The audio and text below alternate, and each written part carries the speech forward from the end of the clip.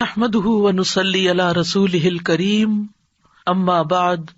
فاعوذ بالله من الشيطان الرجيم بسم الله الرحمن الرحيم رب اشرح لي صدري ويسر لي امري واحلل عقدة من لساني يفقهوا قولي۔ اللہ تعالیٰ کا لاکھ لاکھ شکر ہے جس نے ہمیں مسلمان بنایا۔ اس کا احسان عظیم ہے ہم پر کہ اس نے ہمیں اپنی معرفت عطا کی، اپنی پہچان دی، اپنے سے مانگنا سکھایا۔ وہ ذات عظیم جس سے زمین اور آسمان کی ہر چیز مانگ رہی ہے۔ یسألہ من فی السماوات والارض کل یوم ھو فی شأن، اسی کے آگے سوال کر رہی ہے ہر وہ چیز جو آسمانوں میں ہے اور جو زمین میں، پوری کائنات اسی کے آگے جھکی ہوئی ہے۔ کل لہ قانتون، سارے کے سارے اسی کے فرما بردار ہیں، اسی کے تابع دار ہیں، ہر چیز اس کی تسبیح کر رہی ہے۔ وَإِن مِّن شَيْءٍ إِلَّا يُسَبِّحُ بِحَمْدِهِ وَلَٰكِن لَّا تَفْقَهُونَ تَسْبِيحَهُمْ، کوئی چیز ایسی نہیں کہ جو اس کی تسبیح نہ کر رہی ہو، لیکن تم ان کی تسبیح کو سمجھتے نہیں۔ ساری کائنات اسی کے آگے سجدہ کر رہی ہے، اللہ سبحانہ و تعالیٰ کے آگے جھکی ہوئی ہے۔ تو کیا ہم انسان جس کے لیے اللہ نے یہ ساری نعمتیں بنائی ہیں، کیا وہی اس کے آگے نہ جھکے گا؟ کیا وہی اس سے نہ مانگے گا؟ کیا وہی اس کی تسبیح نہ کرے گا؟ کیا وہی اس کی اطاعت اور فرما برداری نہیں کرے گا؟ یاد رکھیے کہ اگر ساری کائنات اللہ تعالیٰ کے آگے جھکی ہوئی ہے اور میں اور آپ اس کے آگے صحیح معنوں میں نہ جھکیں، سرکشی کریں، اس کی فرما برداری نہ کریں، اس کی اطاعت نہ کریں، تو اس میں کسی اور کا کچھ بھی نقصان نہیں، اس لیے کہ ساری کائنات تو اپنے رب کو راضی کر رہی ہے، اس کی وفادار ہے، اس کی اطاعت گزار ہے۔ اگر ہم نہیں کریں گے تو اس میں ہمارا ہی نقصان ہے۔ اس لیے ہم سب پر یہ بات لازم آتی ہے، ہم سب پر یہ بات ضروری ہے کہ ہم اس کی طرف متوجہ ہوں، صرف زبان کی حد تک نہیں، دل سے،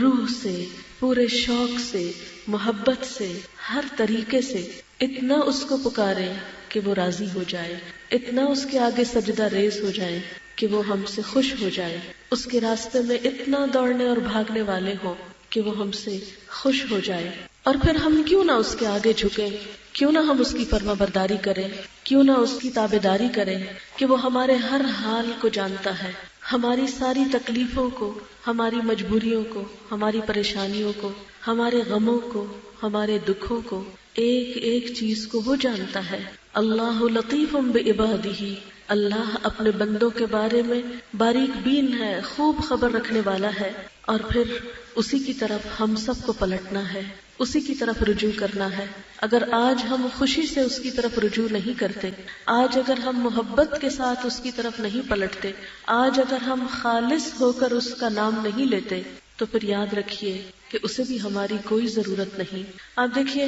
کہ جب یہ درخت اور یہ شجر اور حجر اللہ تعالیٰ کو پکارتے ہیں، اس کے آگے سجدہ ریز ہوتے ہیں، تو وہ دکھاوا نہیں کرتے، ان کے دل میں اپنی کوئی بڑائی باقی نہیں رہتی۔ لیکن کتنے افسوس کی بات ہے کہ ہم جب اللہ تعالیٰ کے آگے جھکتے بھی ہیں، نیکی کا کوئی چھوٹا سا کام بھی کرتے ہیں، تو عموماً ہماری خواہش کیا ہوتی ہے کہ دوسروں کو پتہ چل جائے، دوسرے لوگ خوش ہو جائیں، دوسرے راضی ہو جائیں، ہم اور لوگوں کو اس میں شریک کر لیتے ہیں، جبکہ زمین و آسمان اور کائنات کی کوئی بھی چیز جو اللہ کا ذکر کرتی ہے، اللہ کی تسبیح کرتی ہے، انہیں اللہ کے سوا کسی سے جزا نہیں چاہیے ہوتی، انہیں اللہ تعالیٰ کے سوا کسی اور کو راضی نہیں کرنا ہوتا، ان کی عبادت اور تسبیح بالکل خالص ہوتی ہے۔ پھر یہ کہ جو بھی عبادت وہ کرتے ہیں اس کا طریقہ بھی جانتے ہیں، جبکہ ہمارا حال اکثر یہ ہوتا ہے کہ اگر اللہ تعالیٰ کی عبادت کرتے بھی ہیں تو مارے بندھے، کبھی اس میں دکھاوا شامل کر لیا، اور کبھی کی بھی تو ایسی ٹوٹی پھوٹی کے طریقہ بھی درست نہیں۔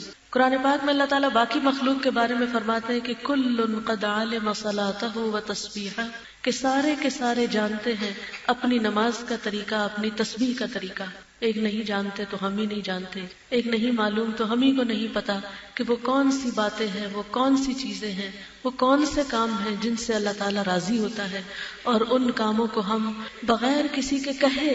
بغیر کسی کے بولے، اپنی خوشی کے ساتھ آگے بڑھ کر کرنے والے ہوں۔ تو اللہ تعالیٰ کی طرف رجوع کرنے کے کاموں میں سب سے بڑی اہم بات یہ ہے کہ ہم اپنے دل کو اس کے لیے خالص کر لیں، اس کی نعمتوں کو یاد کر کے اس کا شکر ادا کرنے والے بنے۔ کیونکہ جب تک دل کے اندر اس کا شکر نہیں، جب تک دل کے اندر اس کی قدردانی نہیں، اس وقت تک عبادت کا لطف نہیں آ سکتا، عبادت کی خوشی دل میں محسوس نہیں ہوتی۔ ایک یہ ہے کہ صرف فرض پورا کرنے والی بات، کہ فرض پورا کرنا ہے کہ اب اذان ہو گئی ہے تو نماز پڑھنی ہے، نہیں، صرف فرض نہیں پورا کرنا، خوشی کے ساتھ، محبت کے ساتھ اس کی طرف لوٹنا ہے۔ کیوں؟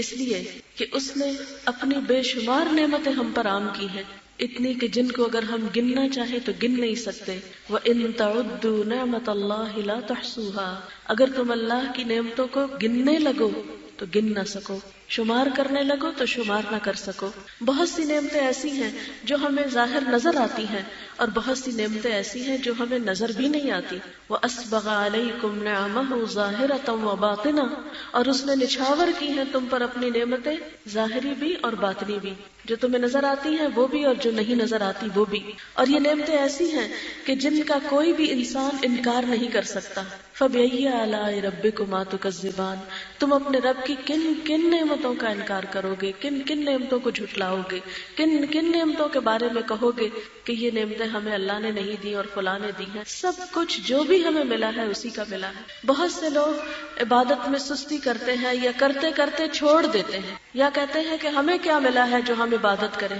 ہمیں کیا اور فائدہ ہوگا کہ ہم اس کو پکاریں۔ تو یاد رکھیں کہ اگر ہم اللہ تعالیٰ کی ایک طرف نعمتیں گن کے لکھیں اور دوسری طرف ہم اپنی عبادت اور اطاعت کو دیکھیں تو ہم دیکھ سکتے ہیں کہ جو کچھ اس نے ہمیں دیا ہے وہ تو ان گنت ہے، اور جو کچھ ہم کرتے ہیں وہ چاند انگلیوں پہ گنا جا سکتا ہے، اور وہ بھی جو کرتے ہیں خالص اس کے لیے نہیں کرتے، اوروں کو بیچ میں شریک کر لیتے ہیں۔ اور نعمتیں اگر ان کو گننا چاہیں تو انسان اپنی ہی ذات میں، اپنے ہی نفس میں دیکھے۔ وَفِي أَنفُسِكُمْ أَفَلَا تُبْصِرُونَ، اور تمہارے اپنے نفسوں کے اندر بہت سی نعمتیں ہیں، بہت سی نشانیاں ہیں اللہ کی۔ افلا تبصرون، کیا تم دیکھتے نہیں ہو، تمہیں نظر نہیں آتا کہ یہ سب کچھ تمہیں کس نے دیا ہے؟ لیکن اللہ تعالیٰ کا شکوہ ہے اپنے بندوں سے، یعرفون نعمت اللہ، اللہ کی نعمتیں پہچان لیتے ہیں، ثم ينکرونها، پھر ان کا انکار کر دیتے، پھر ان کا صحیح معنوں میں اعتراف نہیں کرتے۔ لیکن یاد رکھیں کہ دنیا میں بے شمار لوگ آئے ہیں اور دنیا سے چلے گئے، وہ بھی چلے گئے جو اللہ کی نعمتوں کو یاد رکھتے تھے، اور وہ بھی چلے گئے جنہوں نے اللہ کی نعمتوں کو پہچانا نہیں۔ لیکن دونوں کے انجام میں واضح فرق ہے۔ جو اللہ کے شکر ادا کرنے والے ہیں وہ اللہ کے پسندیدہ بنے۔ ابھی آپ نے جو آیات تلاوت میں سنی اس میں بھی یہی معنی آتا ہے کہ اللہ تعالیٰ کے پسندیدہ بندے، پھر اللہ تعالیٰ نے موت کے فرشتے جب ان کے پاس بھیجے تو کس طرح ان فرشتوں نے ان کا استقبال کیا۔ فروح و ریحان و جنت نعیم، کہ ان کے لیے راحتیں اور خوشبو اور پھول اور نعمتوں بھری جنتیں ان کا استقبال کرنے والی تھی۔ اور اس کے برعکس جو اللہ تعالیٰ کو ناراض کرنے والے تھے ان کے لیے پھر وتصلیۃ جحیم، جہنم کا ابلتا پانی اور جہنم کا تاپنا اور جہنم کی سختیاں۔ ظاہر ہے آپ تھوڑی دیر کے لیے سوچیں، دو لوگوں کو اپنے نگاہوں میں لائیں، ایک وہ شخص کہ جس کے ساتھ آپ بھلا کرتے ہیں اور وہ اس کی قدردانی کرتا ہے، اور دوسرا وہ شخص کہ جس کے ساتھ آپ بھلا کرتے ہیں تو وہ نام بھی نہیں لیتا، الٹا آپ سے ناراض ہوتا ہے، شکر کی بجائے شکوہ کرتا ہے۔ آپ بتائیں آئندہ آپ کس کے ساتھ بھلا کرنا چاہیں، اس کے ساتھ جو شکر کے بجائے شکوہ اختیار کرتا ہے، یا وہ جو شکر کی جگہ شکر ہی ادا کرتا ہے؟ تو قدرتی بات ہے کہ جو شخص احسان مانتا ہو،